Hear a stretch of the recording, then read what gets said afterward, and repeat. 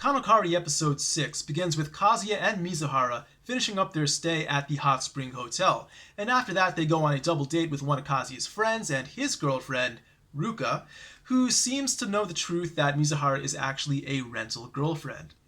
There are two things I want to talk about in this episode. First of all, what happens between Kazuya and Mizuhara in the hotel, where they end up sleeping in the same room, but nothing sexual's happening. And after that, I want to talk about activity-based dates, because the double date they go on ends up taking place in a climbing gym.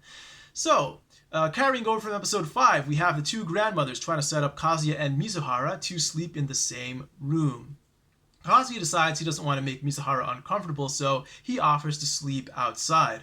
But Mizuhara actually stops him and says, you know what, I'd feel sorry for you if you did that. Why don't you sleep in the same room as me? It's not a big deal.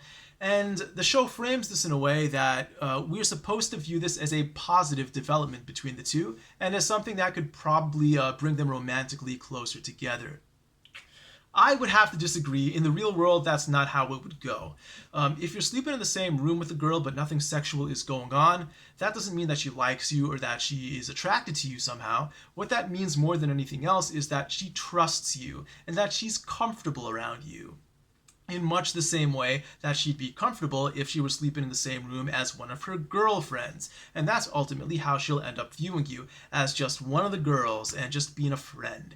And that's the last thing in the world you want. So it would actually be much better, in my opinion, if Mizuhara actually insisted that Kazuya sleep outside, because that way, you would see that she's self-conscious, that she sees Kazuya as a man who wants to do man things, and that would perhaps lead to something happening in the long run. But once she sees you as one of the girls and just another friend, chances are nothing is actually going to happen on top of that. So that's kind of the last place in the world you want to be. Now, I will say there is one mitigating factor here, that being that they're in a Japanese-style room where you put down your own futon, and they put their futon down on opposite ends of the room, so there's still a lot of distance between them, and that still displays there is some sexual tension between the two. Now, I would say that the closer you are to sleeping next to a girl without actually making a sexual move on her, the worse off you are. And if this were perhaps a Western-style room where they're sleeping on the same mattress and they're within, physical distance of touching each other and nothing happened then, that would be an absolute catastrophe, the worst thing in the world, and he would definitely end up in the friend zone. So you want girls to be a little bit self-conscious around you, because then there's sexual tension, and that may lead to actual sexual activity down the road. Now let's talk about activity-based dates. When they go to the rock climbing gym, it turns out that Kazuya's friend is really good at rock climbing, and turns out Mizuhara is actually really good too. But Kazuya and Ruka are both terrible. They fall right on their asses.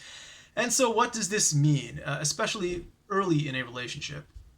Early in a relationship, if you go on a date that involves physical activity and you're bad and the girl's good, that's probably not going to work out for you. The girl's going to see that you're worse than her, and she's going to look down on you for that. Girls want to know that guys are more physically capable than them, and that goes back to all kinds of evolutionary reasons.